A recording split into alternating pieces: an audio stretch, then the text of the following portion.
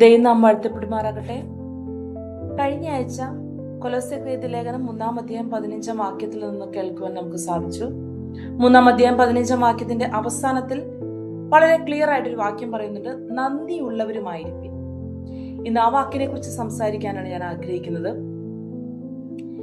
യേശു കർത്താവ് ഭൂമിയിലായിരിക്കുമ്പോൾ 10 കുഷ്ഠരോഗികളെ സൗഖ്യമാക്കിയ ചരിത്രം നമുക്കറിയാം.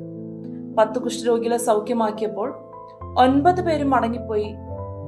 ഒരു 10ാമൻ മാത്രം തിരികെ വന്ന് യേശു കർത്താവിനോട് നന്ദി പറയുന്നതായിട്ട് നമുക്ക് കാണാം. ഈ നന്ദി പറഞ്ഞ വ്യക്തിയെ കർത്താവ് അഭിനന്ദിക്കുന്നത് നമുക്കവിടെ കാണാൻ സാധിക്കും. ദൈവവചനം വായിക്കുമ്പോഴെല്ലാം നന്ദിയോടെ കർത്താവിനെ ഓർക്കുന്നവരെ, നന്ദിയുള്ളവരെ കർത്താവ് എപ്പോഴും അഭിനന്ദിക്കുന്നതും അവരിൽ കർത്താവ് പ്രസാദിക്കുന്നതും നമുക്ക് ദൈവവചനത്തിൽ കാണാൻ സാധിക്കും. കുറച്ചു കാലങ്ങൾക്ക് മുമ്പ് ഞാൻ കണ്ട ഒരു വീഡിയോ എന്നെ വളരെയധികം സ്പർശിക്കാനിടയായി തീർന്നു. 60 വയസ്സ് വരെ കളർ ബ്ലൈൻഡ്നെസ്സിനോട് കൂടി ജീവിച്ചൊരു വ്യക്തി. അദ്ദേഹത്തിന് ബ്ലാക്കും വൈറ്റും കളേഴ്സ് മാത്രമാണ് ഈ ഭൂമിയിൽ കാണാൻ സാധിക്കുന്നത്. 60ാം വയസ്സിൽ അദ്ദേഹത്തിന്റെ മക്കൾ അദ്ദേഹത്തിന് ഒരു ഗിഫ്റ്റ് കൊടുത്തതാണ് കളർ ബ്ലൈൻഡ്നെസ്സിനെ ഓവർകം ചെയ്യാൻ പറ്റുന്ന, അല്ലെങ്കിൽ എല്ലാ കളേഴ്സിനും കാണാൻ സാധിക്കുന്ന ഒരു കണ്ണട. അദ്ദേഹം അത് കിട്ടി. അദ്ദേഹത്തിന് അറിയില്ലായിരുന്നു അങ്ങനെയുള്ളൊരു കണ്ണടയാണ് മക്കൾ ഗിഫ്റ്റ് ചെയ്തെന്ന്. അദ്ദേഹം അത് ധരിച്ച ശേഷം, ആദ്യമായി ഭൂമിയെ കണ്ട ശേഷം അദ്ദേഹം ചെയ്യുന്ന പ്രവൃത്തികൾ, അദ്ദേഹത്തിന്റെ സന്തോഷം കണ്ട ആ വീഡിയോ കാണുന്ന ആരുടെയും കണ്ണു നനയ്ക്കുന്നതാണ്. ആ നിമിഷം കർത്താവ് എന്നെ ഓർപ്പിച്ചൊരു കാര്യമുണ്ട്. ചെറിയൊരു നെർവിന്റെ ഒരു ഡിഫക്റ്റ് കൊണ്ട് 60 വർഷക്കാലം അദ്ദേഹത്തിന് ഈ ഭൂമിയിലെ കളേഴ്സ് കാണാൻ സാധിച്ചില്ല. നമ്മളൊക്കെ എത്ര ബ്ലെസ്ഡ് ആണ്, ഏതെല്ലാം തരത്തിൽ അനുഗ്രഹിക്കപ്പെട്ടവരാണ്. പലപ്പോഴും നമ്മൾ മുകളിലുള്ളവരെ നോക്കി, നമ്മളെക്കാളും ഉന്നതഗതിയിൽ ജീവിക്കുന്ന, ഉന്നത രീതിയിൽ ജീവിക്കുന്നവരെ നോക്കി, അവരെ നോക്കി നമ്മൾ പലപ്പോഴും അസൂയപ്പെടുന്നവരോ അല്ലെങ്കിൽ പിറുപിറുക്കുന്നവരോ, എൻ്റെ ജീവിതം അങ്ങനെയല്ലല്ലോ എന്നോർത്ത് ഭാരപ്പെടുന്നവരുമാണ്. പക്ഷെ ദൈവം നമുക്ക് തന്നിരിക്കുന്ന പല കാര്യങ്ങളെ ഓർത്ത് നമ്മൾ നന്ദിയുള്ളവരാണ്. വളരെ നിസ്സാരമായ ഒരു കാര്യം പറയുവാണെങ്കിൽ, നമ്മുടെ ശരീരം മാത്രം എടുക്കാം. നമ്മുടെ ശരീരത്തിൽ നമുക്കറിയാം 75% വെള്ളമാണ്. നമ്മുടെ ശരീരത്തിൽ ദശലക്ഷക്കണക്കിന് സുഷിരങ്ങളുമുണ്ട്.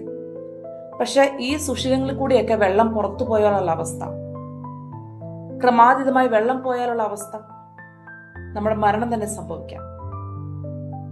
ഈ കാലഘട്ടത്തിൽ ഏറ്റവും അധികം ചർച്ച ചെയ്യപ്പെടുന്ന വിഷയമാണ് ആർട്ടിഫിഷ്യൽ ഇന്റലിജൻസ്.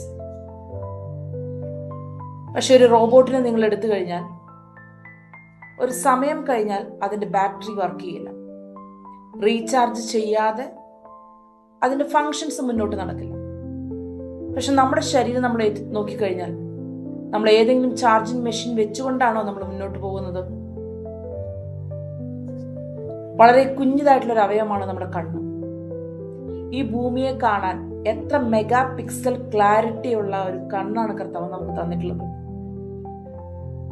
നമ്മുടെ ചർമ്മം, നമ്മുടെ ത്വക്കിന്റെ സെൻസേഴ്സ്. ഇന്നത്തെ കാലത്ത് ഒരു സെൻസേഴ്സ് വളരെ ക്വാളിറ്റി ഉള്ള ഒരു സെൻസർ, അല്ലെങ്കിൽ വളരെ ക്വാളിറ്റി ഉള്ള മെഗാ പിക്സൽ ലെവലിലുള്ള ഒരു ക്യാമറ വാങ്ങണമെങ്കിൽ അതിന്റെ റേറ്റ് നമുക്കറിയാം. പക്ഷെ നമ്മുടെ ശരീരത്തിലെ ഓരോ അവയവങ്ങളെയും നമ്മൾ എടുത്തു നോക്കുമ്പോൾ, കർത്താവ് നമ്മുടെ ജീവിതത്തിൽ തന്നിട്ടുള്ള കാര്യങ്ങളെ ഓർത്ത് നോക്കുമ്പോൾ, നമ്മൾ എത്രത്തോളം നന്ദിയുള്ളവരായിരിക്കണമെന്ന് ഈ ദൈവവചനം നമ്മൾ വീണ്ടും ഓർമ്മിപ്പിക്കുകയാണ്. പാട്ടുകാരനാണ് ഇങ്ങനെ പാടുന്നുണ്ട്, നന്ദിയാൽ നിറയുന്നു എൻ അന്തരംഗം. എത്രത്തോളം നമ്മൾ ദൈവത്തോട് നന്ദി പറഞ്ഞാലും നമ്മുടെ വാക്കുകൾ ഒതുക്കാൻ കഴിയുന്ന ഒരു കാര്യമല്ല കർത്താവ് നമ്മുടെ ശരീരത്തിൽ മാത്രം ചെയ്തിട്ടുള്ളത്.